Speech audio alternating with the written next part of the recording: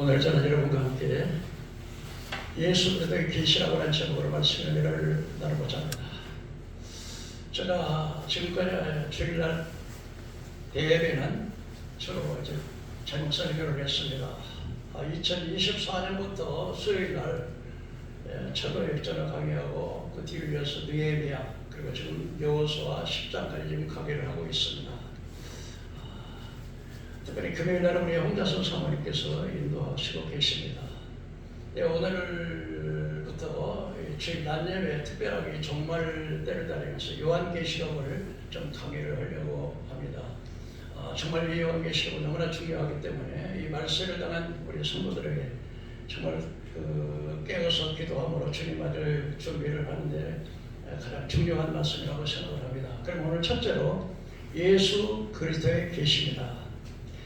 1절에 보니까 예수 그리스도의 계시라 이는 반드시 속히 될 일을 종들에게 보이시려고 부총 천사 그의 종 요한에게 보내 지시하신 것이라 이렇게 말씀하셨습니다. 이 책의 제목이 바로 예수 그리스도의 계시입니다. 이 계시라고 하는 말은 한문으로 말하면 10개자 보이시다 열어서 보여주신다는 이렇게 한문으로 보면은 이런데 헬라어로 아포칼립시스라고 하는 말로서 숨은 것을 드러낸다 또는 뚜껑을 열어서 보여준다 이런 것 뜻을 가지고 있습니다. 특별히 예언서 중에 많은 예언서들이 있지만 특별히 구약의 다니엘서하고 요한계시록은 특별히 정말 우리 마지막 때를 사는 우리 성도들에게 종말의 7년 대환란의 때와 환란 시대 그리고 이제 주님이 재림하실 그 재림에 대해서 잘 말씀해 주고 있습니다. 다니엘서 2장 31절에 보면 바벨론 왕 느부갓네살 왕이 한 꿈을 꿨습니다. 그런데 바벨론 왕 느부갓네살 왕은 나라를 정복하면 대부분의 그 돈을 약탈해 오고 그렇지만 이 느부갓네살 왕은 특별히 그 나라에 가면 인재들, 기술자들, 귀족들, 똑똑한 사람들 불러다가 자기 나라에다가 교육을 시켜서 자기의 유능한 그 보디가드를 이렇게 사용을 했습니다. 그런데 이 느부갓네살 왕이 한 꿈을 꿨습니다. 그런데 꿈을 꾸고 난 다음에 깡그리 잊어버렸어요. 아무리 기억을 해야 기억을 할 수가 없었습니다. 그래서 자기 궁중에 있는 이제 박사들과 술객들과 점쟁이들에게 이 꿈을 해석해 달라고 그랬습니다. 그때부터는 말했습니다. 왕이시여 그 꿈을 우리에게 말씀해 주시면 우리가 해석해 드리겠나이다. 그런데 느부갓네살 왕은 꿈은 알려주지 않냐고 꿈도 말하고 해석도 하라. 그래서 그들은 말했습니다. 지금까지 열왕 중에 꿈도 말씀하냐고 해석해 달라고 하는 그런 왕은 없었습니다. 꿈을 말씀해 주십시오. 그럴 때 왕이 화를 내가지고서 이들을 쓸모없는 자들이 다 죽이라고 가문에게 전부 죽이라는 명령을 내렸습니다. 그때 바벨론 포로를 잡혀가던 다니엘과 그 소다락과 메삭과 아벤의 세 친구도 이제 죽음을 당하게 됐어요. 그때 하관장이 와가지고서 다니엘에게 죽이러 나올 때 다니엘 말씀 왜 왕이 명령이 그렇게 급합니까? 우리가 좀 시간을 주시면 우리가 하나님께 기도해서 그 꿈도 알려주고 그 해석을 알려드리겠습니다.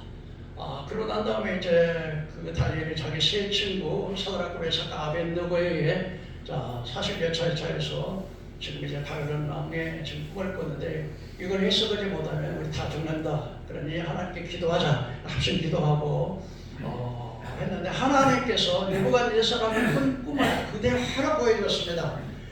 그리고 이제 그 꿈도 해석에는 다니엘이 이제 느부갓네살 왕 앞에 가가지고 왕이 한 큰 사람의 모양으로 된 신상을 보셨는데 그 머리는 정금이고 가슴과 양쪽 팔은 은이고 배와 넓적 다리는 노시고 두 다리는 철이고 그 다음에 10발가락으로 가서 얼마나 철이고 얼마나 지력인 것을 보셨나이다라고 말했습니다. 깜짝 놀라가지고 머리를 탁쳤습니다. 자기가 이제 꿈꾸는 잊어버렸는데 꿈이 생각났습니다. 그런데 이것은 이렇습니다. 금머리는 바로 왕이십니다. 왜냐하면 하나님께서 왕에게 나라와 권세와 영광과 하늘에 있는 것이나 땅에 있는 것이나 땅 하나에 있는 모든 것들을 왕에게 주었으므로 왕이 절대 주권을 가지신 왕이기 때문에 왕이 바로 금머리입니다. 그 다음에 왕만 못한 가슴과 팔로 된 은과 같은 나라가 일어날 것이요. 그 다음에 배와 넓적다리는 못이고 두 다리는 철이고 그 다음에 10발가락은 정말에 나타날 마지막 세계 단일 정부가 일어날 때 그때 마지막 10발가락 시대가 올 것입니다. 이렇게 꿈도 해석이 되고 말씀하셨을 때 느부갓네살은 다니엘에게 자기의 두 번째 가는 자리를 주셨고 국무총리 자리를 주셨고 그 세 친구들도 따라서 총리의 자리에 들게 되었습니다. 그런데 이 신상으로 보여주신 이 신상은 바로 세상 나라를 상징하는데, 그런데 사람이 던지는 뜬 돌이 하늘에서 돌이 날아오더니 이 신상을 내려치니까 이 신상이 완전히 부서져가지고 여름 타작마당에 겨같이 되고 그 신상을 친 돌은 온 세상을 가득 채웠다. 이 돌은 바로 예수 그리스도가 정착하사 이 세상 나라를 멸망시키고 하나님의 영원하신 나라를 세울 것이라고 가르쳐 줬습니다.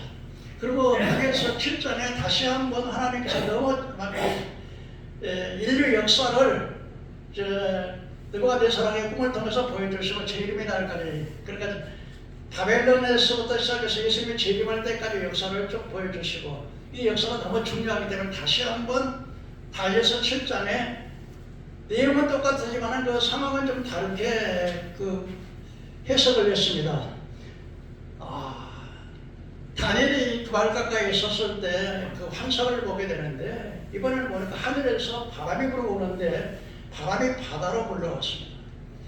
근데 바다로 오는데 네 짐승이 나왔습니다. 이 바다라는 것은 영적으로 세상을 상징하고 있습니다. 그리고 이제 그 네 짐승은 바로 네 왕이라고 다니엘서에 해석을 해주고 있습니다. 그 네 왕이 뭡니까? 바벨론 왕, 그 다음에 메데파사의 왕, 그리고 헬라의 알렉산더 왕, 그리고 나중에 두 다리.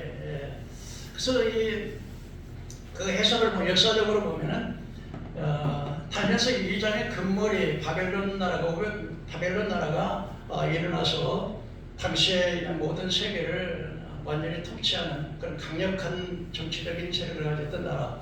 그리고 이제 양쪽 가슴과 팔로 된 나라는 이제 메데와 파사라고 하는 연합국 두 나라를 상징하고, 배와 넓적다리, 노소로 된 배와 넓적다리 된 나라는 우리 인천 가운데 배와 넓적다리가 제일 영토가 넓은 것처럼 알렉산더 대왕이 당시에 이제 그리스의 20세 왕이 돼가지고서 아시아, 유럽, 아프리카, 인도까지 대넓은 세계를 점령하는 정복해서 나이 30세에 죽었어. 33세에 세상을 떠났던 것을 예언해주고 있고, 그 다음에 그 두 다리가 있는데, 두 다리가 철로 되어 있는데 이 두 다리는 동로마와 서로마가 분열된 것을 말하고, 마지막 10발가락은 마지막 총괄에 나타날 10개 나라를 상징하도록 가르쳐줬고, 그 다음에 다니엘의 꿈을 꿨는데 보니까 사자가 독수리 두 날개를 가졌는데, 사자가 독수리 두 날개를 가졌는데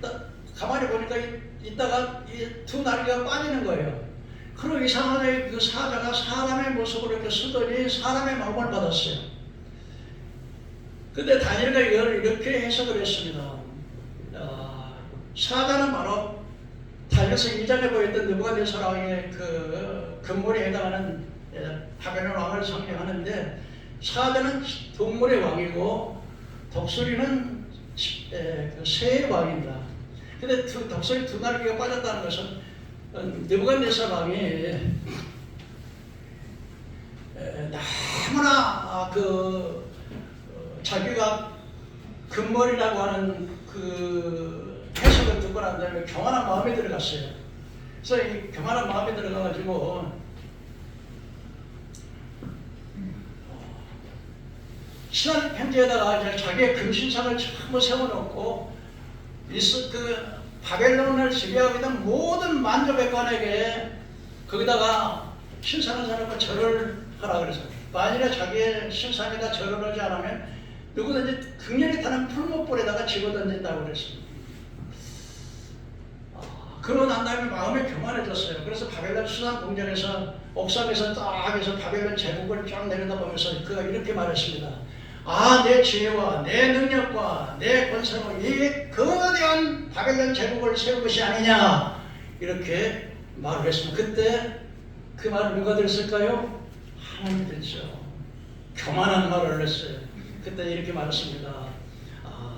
네가 이제 네 왕국을 떠나서 7째 7년 동안 소처럼 풀을 먹고 소처럼 풀을 먹을 것이고 그때 비로소 이제 정신이 돌아가서 왕궁에 쫓아나서 소처럼 풀을 먹을 것이고 그리고 네가 다음에 총명이 돌아왔을 때 지극히 높은 자가 인간 나라를 다스려서 누구든지 자기의 뜻에 맞는 자를 왕으로 세운 것을 알기까지 하신다니까.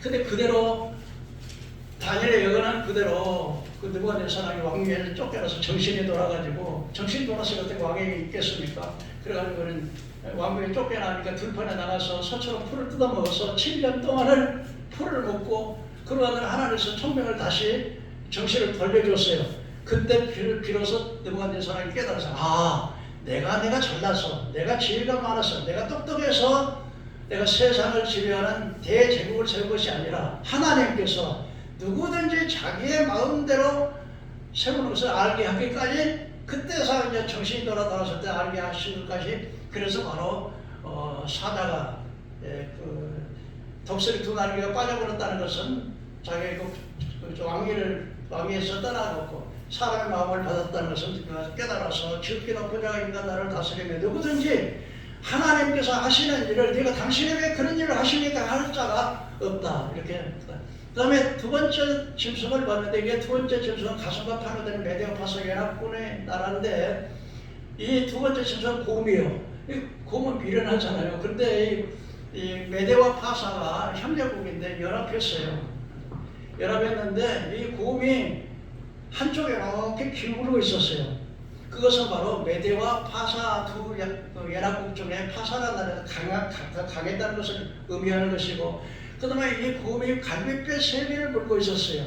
이 갈빗배 3개를 물고 있었다는 건 뭐냐면은 바벨론과 리비아와 애굽이라고 하는 세 나라를 멸망시킨 것을 상징해 주고 있습니다. 그래서 그걸 말해주고 그 다음에 세 번째 짐승은 곰인데 그 표범인데 표범이 빠르잖아요. 그런데 새 날개 넷이 있고 머리가 넷이었습니다.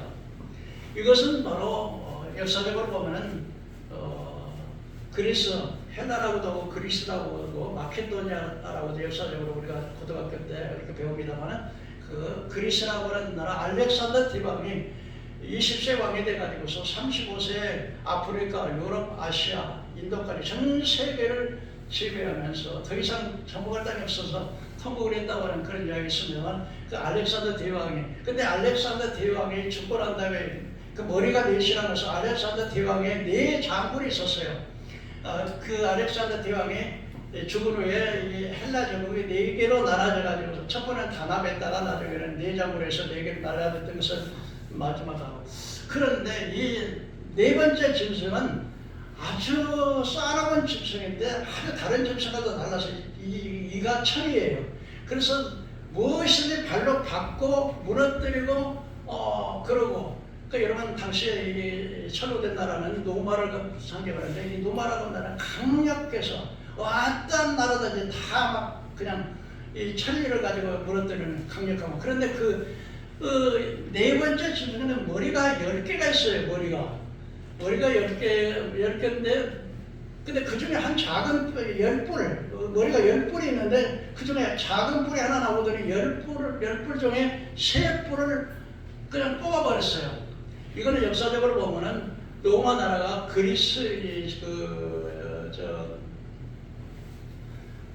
옛날에 노마가 게르만족들의 그 침략을 받아가지고서 이 노마가 10개 나라로 분열됩니다. 그래서 게르만족들이 노마에다가 10대 왕국을 세워요. 근데 10대 왕국 중에 작은 뿌리는 바로 노마 시대 교황 교황이 세 나라를 멸망시켜 버립니다. 그리고서 중세 시대에 보면 역사적으로 보면 로마 교황권이 비록 나라는 로마가 망했지만 이 게르만족들은 좀 무지해요. 약하고 그래서 로마에 이렇게 다 흡수되는데 그런데 동로마는 서로마가 476년에 서로마가 망했는데 BC 476년에 서로마가 망했는데 그 서로마 망한 후에도 동로마 제국은 한 1000년간 이어가는데 동로마 제국에서 로마 교황에게 그 교황권을 줘가지고서 중세 많은 나라를 절대 권력으로 지배했던 것을 보여주고 있습니다.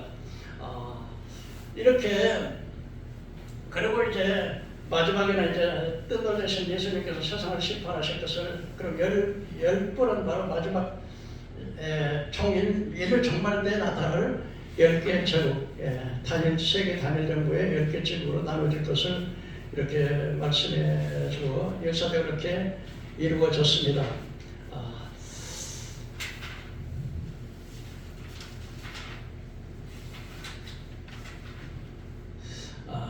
둘째로 이 책의 제목입니다. 이 제목은 요한계시록이라고 이렇게 우리가 이 요한계시록 하지만 실제적으로는 예수 그리스도의 계시가 사도 요한에게 전달된 것이고 이 계시 자체는 바로 예수 그리스도이십니다. 계시자. 그래서 마태복음 1장 21절에 아들을 낳으리니 이름을 예수라 하라. 이는 자기 백성을 죄에서 구원할 자라. 그렇게 말씀을 하셨습니다. 요한복음 17장 3절에 영생은 곧 유일하신 하나님과 그 아들 예수 그리스도를 아는 것이다. 여러분 예수 그리스도를 아는 것이 바로 영생인 거 믿으시기 바랍니다. 요한복음 14장 6절에 내가 길이요 진리요 생명이니 나로 말미암아 참고 아버지께 올 자가 없다. 사도는 4장 11절에 천하 만인간에 다른 이름으로서 구원을 주신 일이 없다. 그리고 이 복음은 다윗의 혈통으로는 예수 육신으로는 다윗의 혈통을 나셨고 성결의 영으로는 죽은 자 가운데서 부활하셔서 능력으로 하나님의 아들로 나타나셨으니 곧 주 예수 그리스도라. 예수님이 바로 계십니다. 그런데 세상 사람들은 그 예수님이 진짜 우리의 구원자시요 계시를 잘 몰라요. 당시에 유대인의 지도자들, 이스라엘 지도자들, 바리새인과 서기관들, 바리새인들의 율법을 가르치는 선생들이었어요. 그럴 뿐만 아니라 구약시대에 4000년 동안 선지자를 보내서 계속해서 예언의 말씀을 다 주셨어요. 그리고 마지막 때는 이제 사도 요한을 위해서 말씀을 주셨는데 그런데 다니엘서에서 나오는 그 예언서 오늘 신상으로 보여줬던 그 신상과 10개 그 짐승으로 보였던 10개 나라 이 계시는 종말 때까지 인포메노라 다시 말하면 종말 때까지 마지막 주님이 오실 바로 재림 바로 직전까지는 이걸 비밀로 해서 봉해놔라. 이런 무엇을 봉해버리면 안 되죠. 그냥 책에 봉안책이 되죠. 그래서 이사야 29장 9절에서 13절에 보면 이렇게 말씀합니다. 놀라고 놀라라. 맹인이 되고 맹인이 되라. 맹인이 뭐예요? 눈먼 봉사가 되라는 거예요. 왜냐하면 하나님께서 잠자는 영을 세상에 부어가지고 전부 세상 사람들의 눈을 감기게 했다. 그래서 계시의 책이 계시의 글이 봉안책이 되어가지고 이렇게 봉해버렸으니까 아무도 모르는 거예요. 구약시대 다니엘서의 예언은 봉안책이 되었다. 그래서 선지자들에게 또 너희 지도자들 선변자들에게 볼 때 선변자들의 눈이 다 덮여버렸다는 거예요. 그래서 글을 아는 자들에게 좀 이걸 좀 읽어보라. 이게 무엇인가? 그럼 이거 보겠으니까 모르겠다. 다른 책을 주면서 글을 모르는 자들에게 이걸 좀 읽어보라. 그러면 나는 글을 모르니까 모르겠다. 그 계시다. 그래서 이 모르는 사람들이 주님을 가까이 온다고 하지만 입술로는 하나를 경외하지만 마음은 여기서 떠났다. 그건 사람의 교훈으로 가르침을 받았다.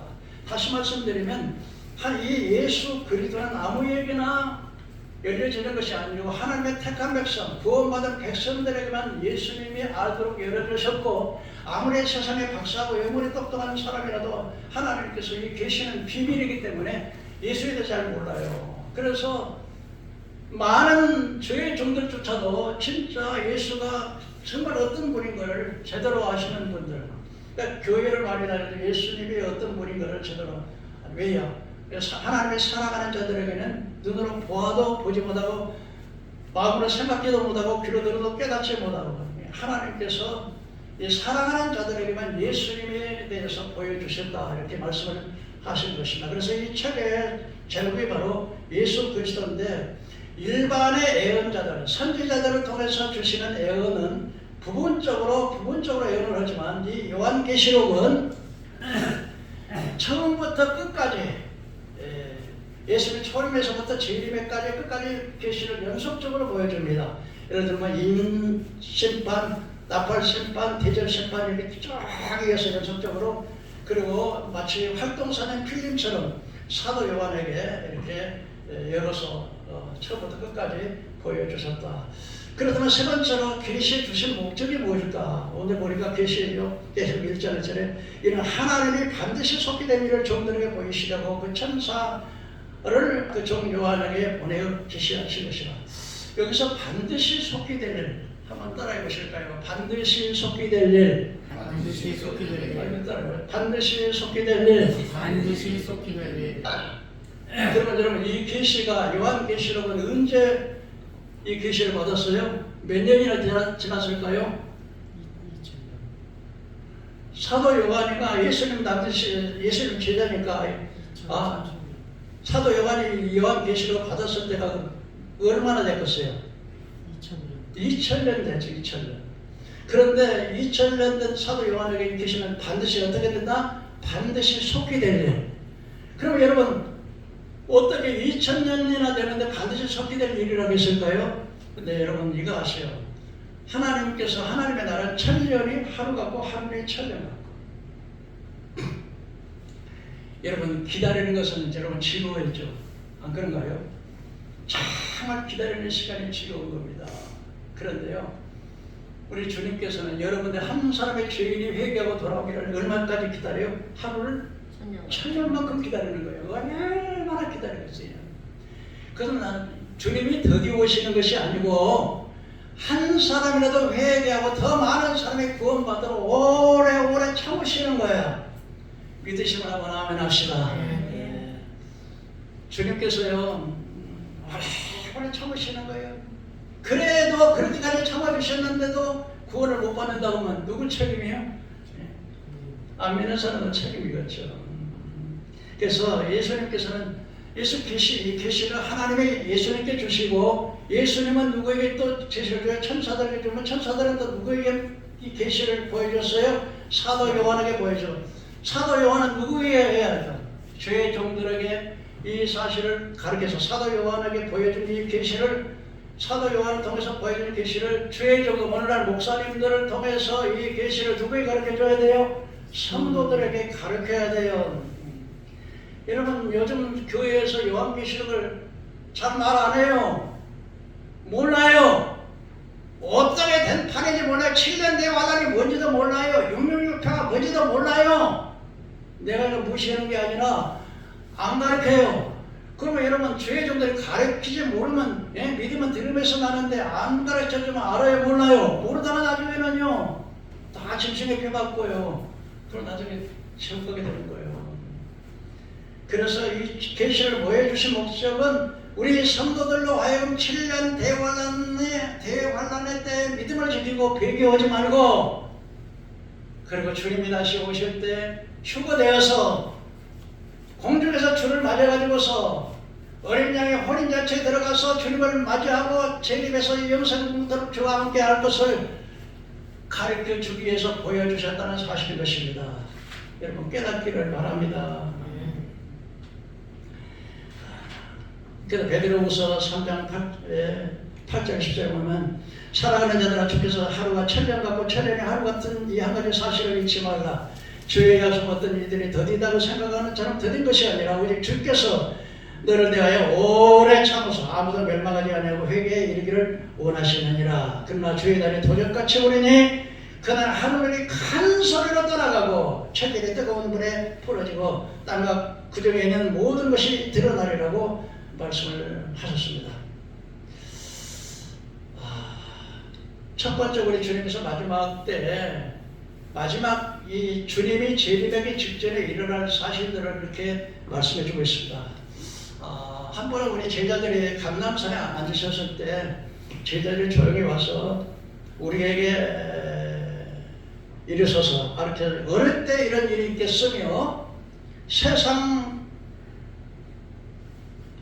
종말의 때는 무슨 징조가 있겠습니까? 라고 이렇게 물었을 때 예수님께서 여러 가지 징조를 보여주셨습니다. 첫째는 주님이 재림이 때 가깝고 많은 거짓 그리스도, 거짓 선지자들이 많이 일어난다 하는 사실을 보여줬고요. 두 번째는 민족이 민족을, 나라가 나라를 위해서 대적하여 일어나겠고, 두 번째 뭐라고요?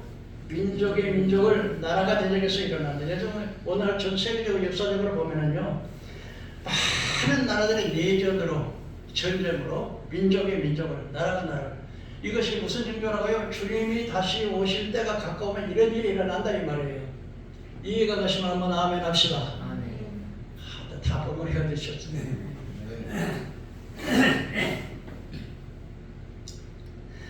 그래서요, 아프리카 미얀마 같은 데는 군인 부대를 쿠데타가 계속 일어나요. 에티오피아는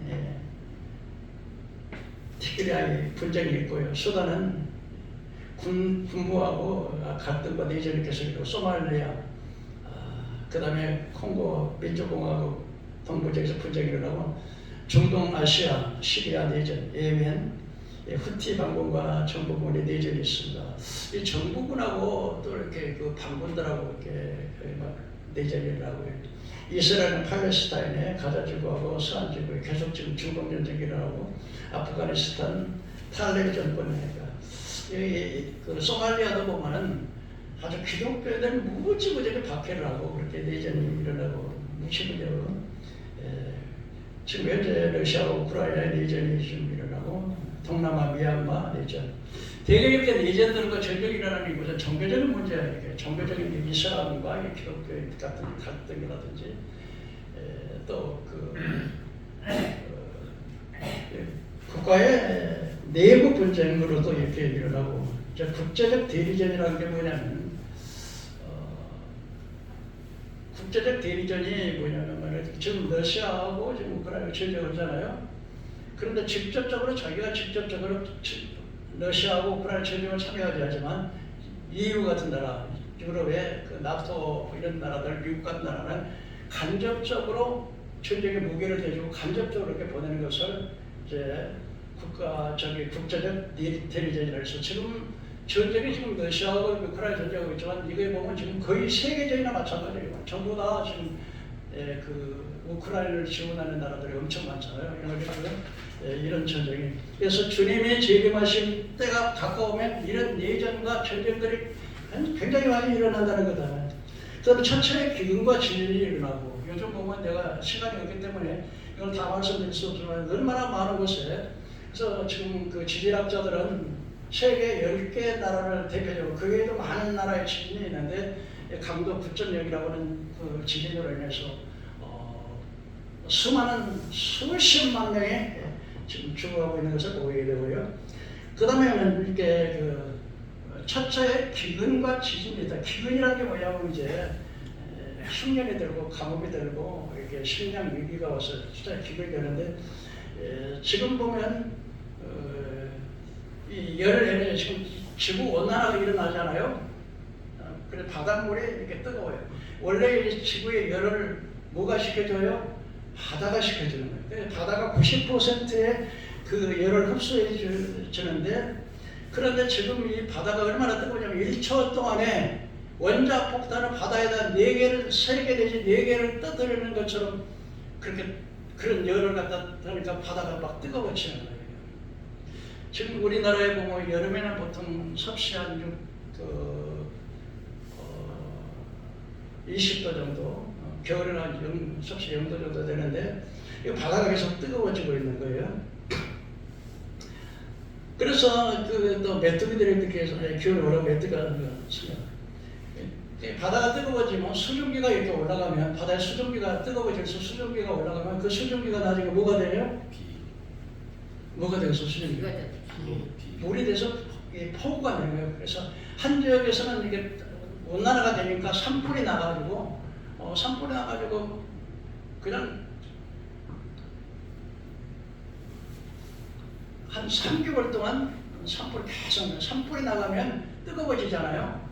뜨거워지면 한쪽에서는 뜨거워서 가뭄이 오고 뜨거워서 산불이 나면은 공기가 가벼워지니까 가벼워진 공기가 상승을 해요.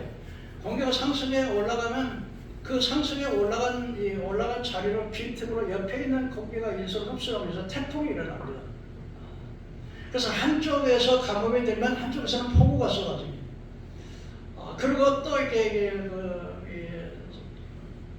주변에 있는 공기가 뜨거워지면 상승하면 거기다 공기가 가벼우니까 상승하고 거기 상승에 올라간 옆에 주변의 공기가 이렇게 흡수하면서 태풍이 일어나는데 카자흐스탄의 홍수가 3개월 동안 집이 떠내려가고 국토 3분의 1이 그러니까 카자흐스탄의 전국의 3분의 1이 완전히 침수가 돼요. 물이 침수가 되죠. 지구온난화 태풍으로 지구온난화 태풍을 일으키는 지구가 뜨거워지면서 산불이 나고 지구가 뜨거워지면서 공기가 가벼워서 상승하고 그대로 죽은 공기가 유입되면서 태풍 해오리가 벌어지는데 미국 허리케인들은 2020년 역사상 초유사 때 쌍둥이 허리케인이 시속 120에서 240km 미국을 덮쳤는데요. 집과 기차가 제복되고 노라 미국 남북을 가까이에서 50만 명의 미국인이 피난을 갖고 80만 명의 정전이 됐던 이렇게 이 태풍도 이렇게 무서운 거예요. 그다음에 여러분들이 남극과 북극에서 지금 이 바다가 나라 90% 열을 식히는데 남극과 북극의 지도에 보면은 그 남극과 북극에는 얼음으로 이렇게 잡혀 있는데 남극과 북극에서 모든 지구 온난화를 식혀주는데 이 남극과 북극의 온도가 올라가게 해가지고서 옛날에는 이 남극과 북극의 온도가 영하 20도인데 지금은 남극과 북극의 온도가 바다의 물의 온도가 정말 20도까지 오는 30도, 20도는 뭐 뜨겁지도 않고 헤엄칠만 하죠. 영하 20도 내려가던 이 바다가 영상 20도로 올라가 버리니까요. 그러니까 이렇게 빙하가 녹아내리는 거예요. 녹아내리니까 얼음이 깨지면서 빙하가 얼음이 깨지면 녹으니까 얼음이 깨지면서 그 무게를 지탱 못하니까 이것이 이 빙하들이 바닷속으로 깔아앉아요. 이 바닷속으로 깔아앉으면 어떻게 되냐면 그 빙하들이 바닷속으로 깔아지니까 이 바다의 물이 상승이 1m에서 2m까지 상승이 되는 거죠. 바닷물이 높아져요. 그러면요, 도시 해변에 그 도시가 바다 해변에 있는 나라들은 바다에 물이 올라와서 덮쳐버리니까요, 침몰해버리고. 그러니까 주변에 요즘은 이제 미국이나 이탈리아 같은 나라들은요, 이렇게 방어벽을 치고 있어요. 그리고 이 바다 주변에 있는 해안에 있는 나라들은요, 이 나라들의 그 수도를 전부 다 내륙으로 이렇게 옮겨주고 있습니다. 지금 우리가 지금 대한민국을 살고 있는 그냥 아무것도 모르고 있는 상태에서 참 편안하게 사는 거예요. 너무 알만한 지금 얼마나 뿐만 아니라 쓰나미라고 들어봤어요. 쓰나미라고 한 게 뭐냐면요, 이 지금 바다 밑에도 산이 있을까요, 없을까요? 산이 있어요. 바다 밑에 산이 이렇게 무너지면서 그거 열이 올라가지고 무너지면 이제 풍랑이 일어나겠죠. 또 그런 다음에 이제 그 바다 속에서 그 화산, 그러니까 그 화산 폭발이 바다 밑에서 팍 올라오면은 바닷물에 확 올라가겠죠. 그런데 깊은 바다에서는 천천히 흐르다가 해안가로 오면 점점 수위가 빨라져가지고 이 쓰나미가 10m, 그러니까 물이 10m 정도의 물이 가지고 확 밀쳐서 한 도시를 완전히 그냥 물바다로 만들고, 그러니까 전부 다 죽어버리는 거예요. 한 도시가 다 멸망해버려 쓰나미. 이렇게 무서운 거예요. 이것을 주님이 뭐라고 하세요? 처처의 기근과 기근. 그러니까 기근이 흉년으로 막 산불에다가 가뭄에다가 폭우에다가 폭풍에다가 뭐 이러니까 뭐 기근이 올 수밖에 없는 거죠.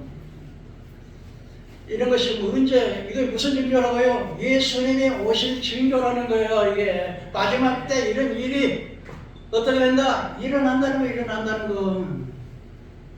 그 다음에 기독교인 박연. 그래서 너희가 내 이름으로 주님 오시나는 너희가 내 이름으로 많은 핍박을 받으리라. 뭘 받으리라? 핍박을 받으리라. 핍박을. 근데 여러분 지금 세계적으로 가장 기독교를 박해한 나라가 어느 나라예요? 이북이. 예? 이북. 북한이죠, 북한. 예. 지금 보면은요, 2위가 소말리아, 그 다음에 3위가 예멘, 4위가 나이지리아, 5위가 수단, 6위가 에티오피아. 아프리카 나라들 참 많아요. 7위 나이지리아. 이 나이지리아, 지리아 애들은 사기꾼들이 너무 많아가지고요. 저도 참 이 나이지리아 사람들에게 돈을 좀 많이 사기를 당했는데, 근데 내가 그랬어요. 내가 성경복 잡을 테니까 앞으로 당신들 그렇게 사죄하시라고. 근데 지금도 계속 아주 기독교를 받는 예수 반대의 나라는 축복받은 법이 없어. 예수가 들어간 나라는 정치, 경제, 사회, 문화 모든 면에 발전하고 축복받지만 예수 떠난 개인, 예수 떠난 민족, 예수 떠난 나라 전부 저주받아요. 믿으시길 바랍니다. 여러분 예수님 믿으시면 한번 아멘 하십시오. 예수 믿는 것이 얼마나 복인가 알아야 돼.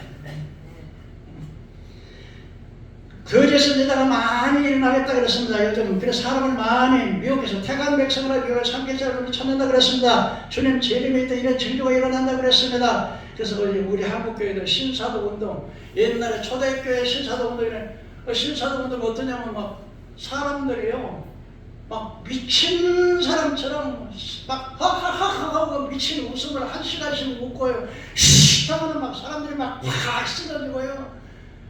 별의별 일이 신사도 운동, 그 다음에 WCC 세계 기독교 단위협의회, 우리나라도요. 우리나라 전 한국교회 거기에 WCC 세계 기독교 협의회에 가입하지 않은 나라가 종교다원주의, 기독교도 불교도 유교도 힌두교도 무당도 다 구원이 있다. 믿기만 하면 된다. 이게 바로 종교다원주의예요. 우리나라 지금 한국 교회예요. 써. 앞으로 제가 말하거니와 앞으로 경제적인 시스템을 보면요. 맨 처음에는 우리가 제일 먼저 사람들이 원시 시대에 살 때 어떻게 자기가 자가자족했어요. 내가 가서 씨를 뿌리고 농사 짓고 내가 옷도 만들고 내가 신발도 내가 사고서 내가 사는 이런 시대. 그 다음에 좀 시대가 지나면서 어떤 거에 일어나요? 그 다음에 장이 있어가지고 서로 물건 교환하는 시대가. 그 다음에 현찰이 나오고 그 다음에 유통시대로 달러가 거시가 유통 나오고 그러고 난 다음에 뭐가 나서 카드가 나오고 마지막 때는 어쩌냐면 이제 자꾸 해킹이 들어오고 또 아주 복잡하니까 편하게 하기 위해서 오른손이나 이마에다 표를 찍어요. 이 찍어서 손만 딱 대면 그냥 결제가 그냥 다 자동으로 다 되는 거야. 그런데 이 표가 666 짐승의 표인데 이 표를 받는 사람은 반드시 불과 요한불에 참여한다고 요한계시록 14장에 분명히 말씀하고 있고 19장에도 말씀하고 있거든요. 그런데 교회에서는 이건 상징이야. 근데 성경에는 분명히 이걸 받으면 불과 요한불에 들어간다고 세 세대로 고난을 당한다는데 오늘날 많은 교회에서요 이 집신의 표현에 대해서 말도 잘 안 하지만은 이거 상징이야. 근데 성경은 분명히 이거 받으면 반드시 불과 요한불에 들어간다는데 근데 그때 얼마나 많은 사람이 괴부가 일어난다 이거. 너무 그냥 이거 안 받으면은 매매를 못하니까 뭐. 그러나 여러분, 그러나 두려워하지 마십시오. 그때 하나님께서는요 이스라엘 백성들의 만나와 메추라기를 보내신 그 하나님은 그때도 믿음을 지키고 순교를 강하고 나가는 사람은 하나님이 다 주셔요. 네. 그래서 지금 마지막 때는 거짓 선자가 많이 일어나서 태간 백성도 하수만 있으면 사탄 마귀는 미혹해서. 근데 제일 중요한 건요 참 대역교회 목사님 참 위험해요. 물론 다 그런 건 아니지만 참 위험한 게 너무나 많은 사람들이 이것을 상징이라고 다 그러고 있어요. 불법이 성함으로 사랑이 식어진다 그래서 정말 때는요 오늘날 보면은요 얼마나 범죄 사실이 많으면 살인강도 사람을 잡아다가 죽여가지고 토막을 내버려요. 사람을 죽을 때 이게 칼로 7번 쑤셔가지고 죽여가지고 그것도 시체를 토막 내가지고 사랑이 식어지고요. 윤리가 도덕이 땅에 떨어지고요.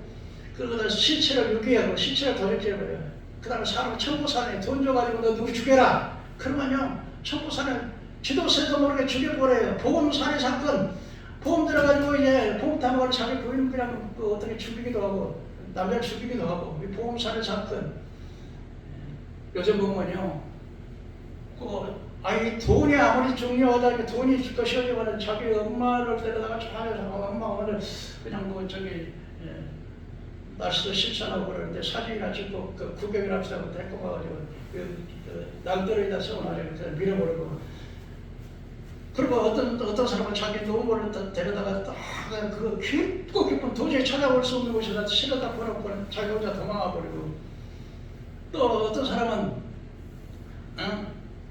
보험 들어가지고서 자기 엄마 가신다고 그냥 의사들하고 짜고 나서 정신이 좀 치매기가 있다가 그래서 그렇게 하고 완전히 그때가 주님 재림할 때 이렇게 인간의 아주 그냥 윤리가 완전히 땅에 떨어지는 그런 시대가 주님 온다는 거예요. 디모데후서 3장 1절에 오전에 너희는 말세 너희는 이것을 알라 말세 고통하는 때가 이르니 사람들은 자기를 사랑하고 돈을 사랑하고 자랑하고 교만하고 비방하고 그 부모를 거역하고 감사하지 않고 거역하며 무정하며 원통함을 풀지 아니하고 모함하며 절제하지 못하고 사랑하며 스그런 것을 좋아하지 않으며 배신하며 조급하며 자만하며 쾌락사랑하며 하나님 사랑하는 것보다 더하며 경건의 모양은 있으나 경건의 능력은 부인한 자는 이 같은 자들에서 돌아서는 세상에. 그리고 다섯 번째는요, 이 복음이 땅 끝까지 전해지면 끝이 오리라. 언제 끝이 온다고요? 세상 종말이 이 예수의 복음이 땅 끝까지 전해지면 뭐가 온다? 세상이 끝난다는 거예요. 세상이. 근데 여러분 지금 유엔의 발표를 보니까 이 세계 나라가 지금 235개 나라라 그래요. 235개 중에서 지금 213개 나라가 지금 전부 복음이 다 들어갔어요. 그러니까 몇 개 안 남았어요. 지금 위성을 통해서 SNS를 통해서 전국적으로 이 복음이 안 들어가는 곳이 거의 없어요. 그냥 그 유선만 돼가지고 통신만 할 수 있는 나라, 아주 그냥 그 미개인 나라, 산골짜기가 아니고서는 거의 다 들어갔어요. 복음이. 그 뭐예요? 주님 다시 오실 날이 신이 가까이 왔다. 그 다음에 마지막으로 예루살렘 제3성전 건축하는데요. 예수님께서는 이렇게 마태복음 24장 15절에 그러므로 너희가 선지자 다니엘의 말한 바 멸망에 가증한 것이 거룩한 것을 선 것을 보거든 읽는 자는 깨달으고 그리고 유대인들은 산으로 도망가라. 근데 요한계시록 12장에 보면 말세에 이제 영적에서 하늘의 전쟁이 일어나는데 미카엘 천사와 사단의 군대와 공중을 세리하고 있는 사단의 군대하고 전쟁이 일어나서 결국은 미카엘 천사들이 하늘의 천군 천사에게 쫓겨나요. 쫓겨나서 이제 사탄이 자기 부하들과 함께 지상으로 쫓겨나서 세상의 세계를 지배하는 적그리스도에게 자기 권세를 다 주게 돼요. 그러면 그리고 이제 유대인들은 산으로 도망가라. 그때 유대인들이 피난처가 어디냐면 그 요르단에 있는 페트라라고 하는 곳이 있어요. 그곳에서 이렇게 도망가는데 근데 요한계시록 보면은 그들이 도망가는데 용이 물을 확 품어가지고 그 도망간 자들을 그냥 멸종시키다 이렇게 땅에 쫙 가다져가지고 물을 삼켜버려요. 이건 뭐냐? 앞으로 이제 이건 이렇게 상징해 볼 수 있어요. 앞으로 이스라엘 백성들을 죽이려고 이제 적그리스도가 이제 죽이려고 이제 할 때 그때 이 적그리스도가 이제 군대를 보내가지고 이스라엘 추격을 하고 이 페트라라고 하는 요르단 지역에 있는 지역인데요. 거기는 골짜기로 돼 있어가지고요.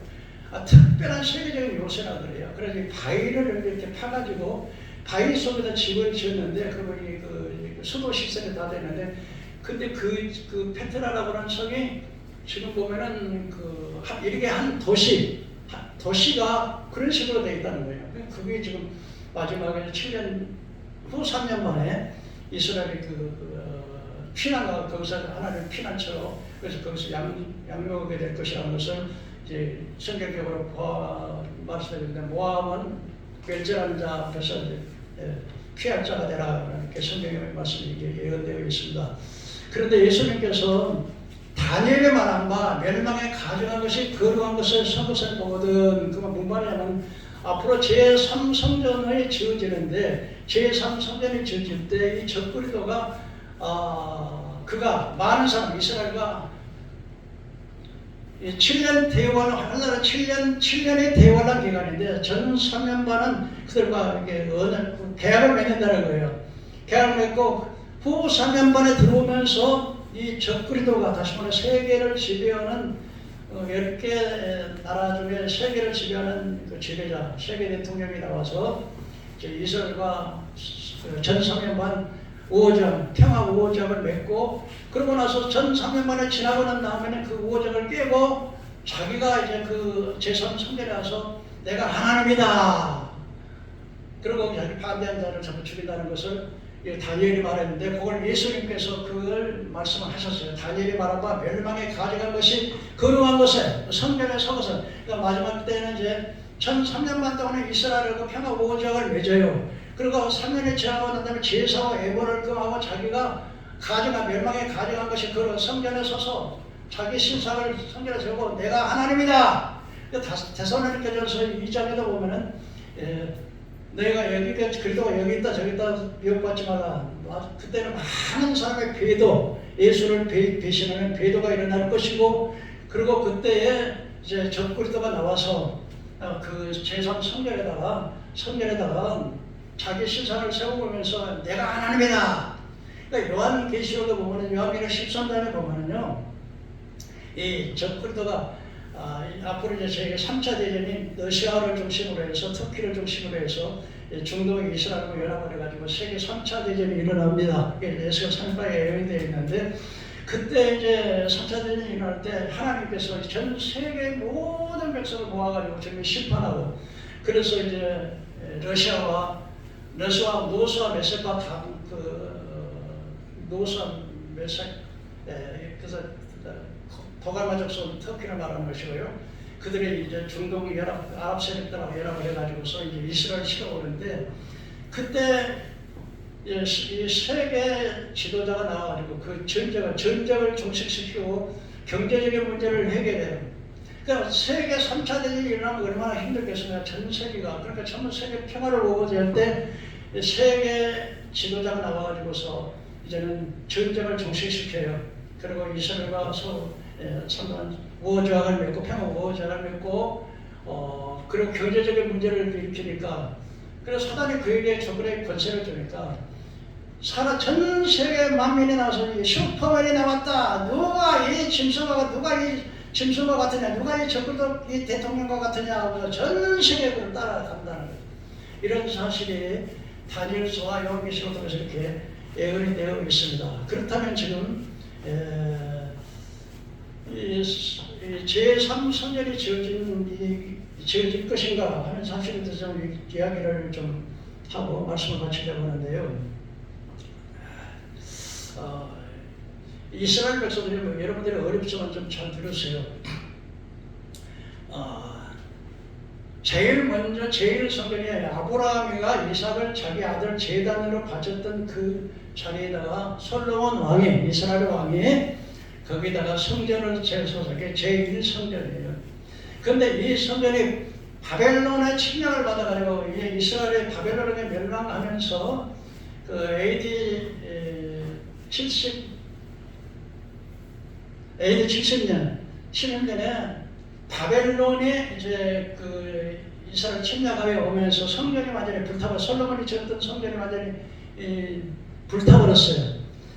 그런데 이스라엘 백성들이 유대 민족들이 바벨론에서 70년 동안 포로 생활하고 70년이 지난 후에 파사의 왕 고레스가 바벨론을 멸망시키고 난 다음에 이스라엘 해방령을 내리고 성전을 지으라고 그래서 그때 이제 70년이 끝나고 난 다음에 스룹바벨을 통해서 많은 사람들이 함께 와가지고 제2성전을 지은 성전이 바로 스룹바벨 성전이었습니다. 근데 이 스룹바벨 성전을 지을 때 사마리아 사람들이 방해를 해가지고 성전을 짓다가 성전을 멈췄어요. 근데 학계 선제를 통해서 너희들이 감옥에 오고 전쟁이 일어나고 기근이 오는 것은 하나님의 성전을 너희 집만 짓고 성전을 짓지 않았다 그랬을 때 다시 성전을 지었던 것이 두 번째 지었던 성전이 이제 그 스룹바벨 성전이에요. 근데 이 스룹바벨 성전을 로마의 황제, 그러니까 이 이스라엘의 왕이 이스라엘 사람이 이스라엘의 왕이 된 게 아니고 로마에서 파송한 헤롯이라고 하는 사람이 이스라엘 왕이 된 거예요. 왜냐하면 이 헤롯은 야곱의 후손이 아니고 야곱의 에돔의 후손이었어요. 그러니까 이스라엘 백성들이 자기 후손이 아닌 사람이 왕이 되니까 아무래도 이렇게 거부감이 있을 거 아니에요. 그래서 이스라엘 사람들의 비굴을 맞추기 위해서 자기가 이제 성전을 스룹바벨 성전을 중건을 했는데 그걸 다시 고쳐가지고 크게 지었는데 46년 동안 이 성전을 지었어요. 근데 이 성전이 결국은 이제 AD 70년에 로마 티tus 장군에서 완전히 파괴되면서 이 성전이 완전히 불타버리고 이스라엘 백성은 세계에 흩어져서 강국 디아스포라를 가서 전 세계적으로 흩어져가지고 나라도 없이 그러니까 세계에 흩어져서 뭐 어떤 때는 그 북쪽에는 소련 쪽으로 또는 서쪽에는 유럽 쪽으로 미국 쪽으로 이렇게 전 세계적으로 흩어졌는데 가는 곳마다 박해를 받고 핍박을 받고 그냥 재산을 뺏기고 추방을 당하고 이렇게 되는데 이때부터 이제 그 이스라엘의 알프레드 드레푸스 사건이 일어납니다. 그 뭐냐면 이제 프랑스 장교였는데 이 사람은 유대인이었어요. 근데 이 프랑스는 알프레드 드레푸스가 정보를 누설했다 해가지고서 그 유대인이라고 특별히 유대인이기 때문에 수염을 뽑고 막 목욕을 아주 정말 발로 짓밟고 어떤 게 향을 가서 감옥을 살 때 그때 그 데오도르 헤르츠레라고 하는 유대인 변호사가 있었는데 야 우리가 왜 이렇게 멸시를 당해야 되느냐 왜 우리가 유대인이라고 하는 것 때문에 이렇게 가난해 홀로코스트라고 하는 예를 들면 집단 학살인데 유대인 600만 명을 가스로 죽였던 사건이 있지 않습니까? 이런 홀로코스트 왜 우리나라가 이렇게 나라를 빼앗기고 이렇게 서름을 받냐 그래서 야 이제는 안 되겠다. 우리도 우리 나라를 우리가 옛날에 살던 팔레스타인에 돌아가서 가나안 땅 팔레스타인에 돌아가서 나라를 세우자. 그게 바로 시온 운동이라고 해요. 시온 운동. 그래서 스위스 바젤에서 시온 운동을 선포하고 난 다음에 야 이제부터 저 팔레스타인에 찾아오고 있는 팔레스타인에 가서 나라를 세우자. 그렇게 해가지고서 조금씩 이제 팔레스타인 살고 있는 땅을 이제 그 텔아비브라고 하는 그 옛날에 그 지역에다가 좀 땅을 샀어요. 근데 이게 세계 1차 대전에 영국이 전성국이 돼가지고서 그 유대인들이 영국 위임 통치권에 들어갔어요. 그 다음에 그 영국의 외상 벨포어 선언이 영국 외무부 장관 벨포어라고 하는 사람이 선언인데 이 벨포어 선언이 뭐냐면 유대인들을 저 팔레스타인에다가 독립국을 세워주겠다는 약속을 한 거예요. 이게 영국의 외무부 장관 벨포어 선언입니다. 그런데 문제는 뭐냐면 이제 영국하고 이제 터키하고 전쟁을 했는데 전쟁이 장기화되면서 영국에서 저기서 팔레스타인에 거주하고 있는 사람들은 야 너희들이 이 전쟁에 참여해라 그러면 그 팔레스타인 나라를 독립시켜주겠다 그렇게 이제 그 팔레스타인 사람들한테 약속을 했어요. 그런데 전쟁이 장기화되다 보니까 이제 돈이 많이 필요하거든요. 그래서 유대인들 미국에 있는 노스 차일드 가문에다가 또 이렇게 그 영국 회사에 거래를 한 거예요. 야 너희들 갖다가 내가 전투에 비용을 대주면 팔레스타인 독립을 시켜주겠다. 그러니까 이제 이거 팔레스타인에도 독립시켜주겠다. 유대인에도 독립시켜주겠다. 그러니까 둘이 갈등이 일어나는 거예요. 팔레스타인 사람들하고 유대인 갈등이 일어나니까 이게 문제가 커지니까 이 문제를 세계 1차 대전에 영국이 전성국이 돼가지고 집단 권력을 가지고 있었는데 이걸 유엔에 넘겨버렸어요. 그 유엔에서는 어떻게 했냐면 이제 이 팔레스타인 지역을 팔레스타인 사람과 독립시키고 유대인도 두 나라 독립시켜주자 이래가지고서 유엔이 이제 그 회의를 하게 됐는데 이때 유대인들은 그걸 하라고 했어요. 우리 하겠다. 근데 팔레스타인 사람들은 반대를 한 거죠. 자기가 2000년 동안 그 땅을 차지하고 있었고 그리고 또 자기의 그 황금동이라고 하는 그 자기 신 마호메트가 있다는 그 마호메트의 후계자를 카르푸드를 그 황금동을 세웠는데 그러니까 못하겠다는 반대를 했죠. 그러나 유대인들은 이스라엘 사람들은 그러니까 텔아비브에다가 독립을 선언해버려. 1948년 5월 14일 날, 야, 우리는 이제 유대 나라다. 그러고서 거기다 그 독립을 선. 그러니까 이제 전쟁이 일어나는데 1948년 5월 14일 바로 다음 날 이제 그 팔레스타인 지역에 있는 아랍 사람들이 전쟁을 일으켰는데 요르단, 시리아, 그 다음에 그 레바논, 그리고 이란, 이라크 나라, 그 다음에 애굽 이렇게 하고 이스라엘 전쟁을 해서 이스라엘이 이겼어요. 그래가지고 거의 땅도 인구도 적은 데다 땅도 더 넓게 그 부임을 받았었는데 그 중동전쟁에서 1948년 5월 19일 날 전쟁에서 유대인이 승리하고 난 다음에 많은 땅이 더 넓어졌어요. 그 다음에 그 6.1 전쟁이라고 또 이제 그 아랍 연방이 연합해가지고 6.1 전쟁을 했는데 연합될 때 그때 이스라엘이 구에루살렘까지 완전히 정복을 해가지고 거의 뭐 가자 지구하고 서안 지구를 제외하고는 거의 이 팔레스타인 지역을 거의 다 구에루살렘까지 완전히 다 정복을 해가지고 이 유대인 땅이 무지무지 넓어져. 그 뒤로 계속해서 여러분들이 그 팔레스타인 사람은 가자 지구를 조그마한 지역에 그 다음에 저기 저 서안 지구 조그마한 지역에 하고 그리고 난민들이 전부 흩어져가지고 주변 나라로 가고 이렇게 됐는데 그렇게 좀 됐는데요. 그런데 이제 이 제3성전이 지어질 것을 에스겔서 40장에서 48장에 보면 정확하게 제3성전이에요. 그러니까 솔로몬이 지었던 그 성전을 다시 이스라엘 사람들이 거기다가 이제 제3성전을 짓는다고 예언이 아주 그냥 현대 그 설계도까지 정확하게 예언되는 것이 있습니다. 그런데 지금 이제 다니엘서 9장 27절에 보니까 저 그러다가 마지막에 이스라엘과 3년 동안 7년 대화를 하는데 7년 반에 전 3년 반, 후 3년 반 하는데 3년 반 동안에 이스라엘과 모적을 맺고 그러고서 후 3년 반이 되면서 이스라엘 그 제사와 언약을 깨고 제사와 예물을 금하고 자기가 그 자리에다가 자기 신상을 세우고 자기가 하나님이라고 하겠다고 하는 것을 이렇게 다니엘이 말했는데 이것은 사도 바울도 데살로니가전서 2장에서 이렇게 말씀을 하고 있습니다. 그런데 이제 그러고 그렇게 되면 결국 하나님의 심판의 종말의 진노가 하나님의 심판이 쏟아지게 돼서 황폐케 하는 자에게 쏟아질 것이라 이렇게 말씀을 하고 있습니다.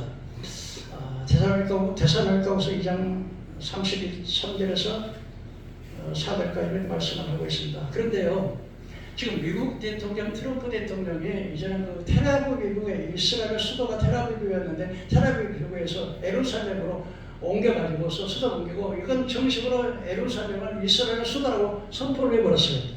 그리고 이제는 미국의 트럼프 대통령이 이제 전적으로 이스라엘의 성전 짓는 것을 그 찬성으로 밀어주고 있어요. 근데 이스라엘의 그 미국의 정치인들이 거의 다 유대인들 이스라엘 사람들에게 성전 짓는 것을 이렇게 그 지원을 하고 있어요. 근데 그동안에는 2000년 동안 지금 이 팔레스타인의 그 솔로몬이 지었던 성전산에다가 자기 신상 황금동을 지었어요. 근데 이스라엘 백성들은 2000년 동안 못 들어가니까 그 한쪽 벽만 남았는데 거기 나와서 날마다 통곡하고 기도하고 통곡하고 그랬는데 지금 상황이 많이 달라지고 있는 것은 뭐냐면요.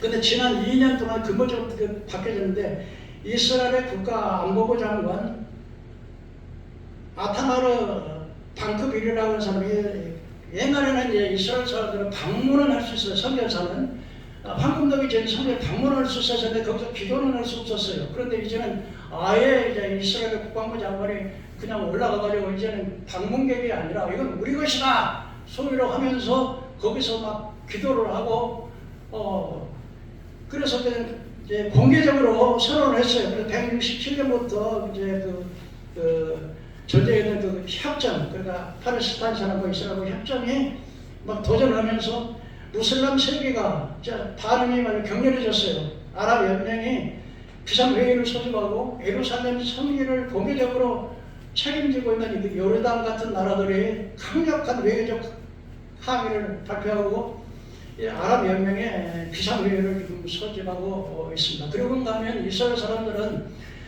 그냥 유대인의 성전연구소들의 대표들이 성전산에 접근하면 이제는 우리는 몇 년 걸리는 것이 아니라 그냥 단 몇 주 만에 성전 시작하겠다 아주 공개적으로 이렇게 선포를 하고 있고요. 그다음에 이제 그 옛날에 이스라엘 사람은 떡상을 올려놨던 그 진설벽이라고 해가지고 그런 것을 아카시 나무로 깎아가서 급으로 입혀가지고 이거 다 만들고 나팔을 은나팔로 해가지고서 그 칫솔까지 정확하게 다 만들고 그 다음에 그 제사장 아론의 후손들만 제사장이 됐었는데 그 후손들을 그 선택을 해가지고서 그들 제사장 훈련을 시키고 있고 옛날에 사내대리인이라고 해서 최고 종교회의였던 70인 그 사내대리회의를 회복시키고 그리고 이제 그 제사를 드리기 위해서 붉은 암송아지를 그러니까 제물 구약시대 제사를 제물을 붉은 암송아지를 준비해서 다 해서 성전 지어서 완전히 제사 드릴 준비를 완전히 다 하고 있어. 이게 뭐를 의미하냐? 바로 이것이 바로 주님의 오실 날이 다 되었다면서 이렇게 보여주는 것입니다. 그래서 결론적으로 이 말씀을 드리겠습니다. 이제는 주님께서 두 사람이 매를 갈고 있다. 밭에서 일을 하고 있대. 하나는 데려감을 당하고 하나는 버려둠을 당할 것이요. 두 사람이 맷질을 하고 있을 때 하나는 데려감을 당하고 하나는 버려둠을 당한다. 이게 뭐냐면 앞으로 이제 주님이 재림하시기 바로 직전에 휴거라고 하는 것이 사람의 몸이 끌려서 그래서 죽은 자가 먼저 일어나고 살아난 자가 공중으로 끌어올려서 공중에서 주를 영접하게 되는데 죽은 자는 뭐냐면 지금 이제 낙원에 가서 지금 천국의 낙원에 가서 있는데 주님이 재림하실 때 그것을 데려옵니다. 그래서 영혼을 데려오면 땅에 있는 그 죽은 영혼들, 구원받은 영혼들이 부활을 하게 돼요. 그 살아남은 자는 어떻게 되냐면 살아남은 자는 변화돼요. 이 변화돼 예수를 잘 믿고 구원받은 사람은 변화체가 돼서 이 변화체가 돼가지고 이제는 죽지도 않는 그런 몸으로 변화돼서 공중으로 휴거. 그러니까 휴거라는 말이 하문을 끌 휴자 들일 것자인데 끌어서 들려온다는데 그래서 휴거 사건이 일어나는데 그때 수많은 교회에서 예수를 믿는 사람들 중에 어떤 사람들은 비행기 타고 가다가 어떤 사람은 밭에서 밭을 가다가 어떤 사람은 장사하다가 휴거 들려서 휴거 올라가는데 예수님 영접하기 위해서 휴거 올라가는데 휴거되지 못한 사람은 그때부터 그랬어요. 땅에서 통곡으로 대전통곡으로 그렇게 되는 거예요.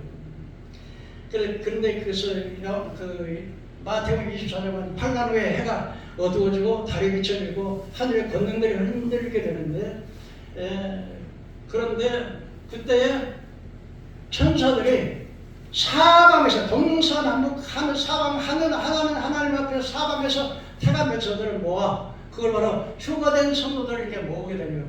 그러고 난 다음에 어떤 일이 일어나냐면 주님께서 이제 나팔을 불고 백마를 타시고 재림을 하시는데 그때 재림하시기 전에 혼인잔치가 있어요. 그래서 예수님께서 이렇게 비유를 했어요. 그 혼인잔치 비유를 했는데 10처녀가 있어요. 10처녀가 있는데 5은 지혜롭고 5은 미련해요. 그런데 신랑이 와서 신랑 맞으라 했는데 지혜로운 5처녀는 등도 준비하고 기름도 준비했어. 그런데 미련한 5처녀는 등만 준비하고 기름만 준비하지 않았어. 신랑이 오니까 신랑 맞으시오 하니까 신랑 맞으러 나갔는데 기름이 없어. 그러니까 사람들이 지혜로운 5처녀에게 말하기를 야 우리 기름 좀 나눠 쓰자 그랬더니 어느 말이 야 우리 기름 나누면 우리도 부족하고 너희도 부족할 테니까 그러지 말고 와서 시장에 가서 사와. 그때 이제 신랑이 왔는데 그때 사실 기름 사러 가는 거예요. 근데 문은 닫혀버리고 신랑은 문은 이미 닫혀버려. 늦게 와서 기름 사가지고 와서 이제 문을 두드려요. 신랑이 문 좀 열어주실 때 난 너무 오랜다. 이 5처녀는 뭐냐면 앞으로 10처녀는 바로 예수 믿는 사람들인데 10처녀 중에 5은 기름도 준비하고 등도 준비했어요. 이 사람들은 성경으로 여기서 기름이라고 해서 성경으로 거듭난 사람인데 10처녀는 교회만 다녔지 왔다 갔다 하면 하지 주님 맞을 준비가 안 되는 거예요. 구원도 받지 못하고 교회 왔다 갔다 하는 거예요. 근데 그때서 이제 주님이 오실 때 아이고 주님 오실 때 휴거도 못 해가지고 땅에 떨어져가지고 아이고 맞아. 근데 그때 휴거된 성도는 혼인잔치를 했어요. 어린 양의 혼인 이야기를 듣고 주께서 혼인잔치를 하는데 거룩한 세마포 옷을 입고 혼인잔치하고 그러고 나서 내려올 때 마지막에 주님께서 오셔서 이제 백마를 타시고 이름이 출신이고 징신은 바람의 왕이요 완주의 주이신 예수께서 백마를 타시고 하나님의 천군 천사들이 또 흰옷을 입고 그 뒤를 따르고 하나님의 성도들이 쫙 따라 지상으로 재림을 하는데 땅에 있는 왕들이 모여가지고 하늘의 화성의 화성의 군대가 우리를 침범했다 그러고 하늘의 군대하고 땅의 군대하고 전쟁이 일어나는데 그때는 초림의 예수 우리를 구원하시고 자비하시고 용서하는 주님이요 재림의 예수님은 달라요. 심판하러 오시는 거예요. 그래서 그 입에서 그를 관여하는 자들은 말만 하면 전부 다 그냥 사람들이 장군이 되든지 왕이 되든지 그냥 신하들이 되든지 장군들의 고기 그래가지고 새들의 잔치를 하라 그래. 새들아 와서 잔치를 해라. 그래서 장군들의 고기 왕들의 고기 그 말탄자들의 고기 그 다음에 종들이나 자유인이나 천한대나 그냥 다 휴거되지 못한 성도 그 성도를 전부 죽어. 그때 저기 페트라로 유대인이 그 피난한 유대인들은 이제 천국에 들어가고 그 다음에 영령금 표를 바쳐서 살아있는 남은 자가 천년왕국에 들어가서 1000년 동안 그래서 이 천년왕국에는 영적인 사람과 육신적인 사람 그래서 1000년 동안 육신이 하는 것은 1000년 동안 그 자녀를 낳게 되고 나중에 천년왕국 때는 마귀들의 무정에다 가다 보기 때문에 이렇게 죄가 없고 슬픔이 없고 이러거든요. 그 다음에 천년왕국이 끝나고 난 다음에 무정을 열어서 시험하고 난 다음 이제 백보자 신발을 가져서 영원 무궁 세계로 들어가게 됩니다. 마지막 내가 여러분들에게 말씀드리는 것은 여러분 7년 대화라는 신앙을 준비하시고 절대 배교하지 마시고 잠시 어렵고 힘들더라도 끝까지 믿음을 지키고 신앙을 지키다가 휴거 때 여러분 믿음 준비해서 성경을 거듭나서 휴거되어서 어린 양의 혼인잔치에 참여하고 영생의 나라에 들어갈 수 있는 저 여러분 되기를 주의 이름으로 축원합니다. 아멘. 기도하겠습니다.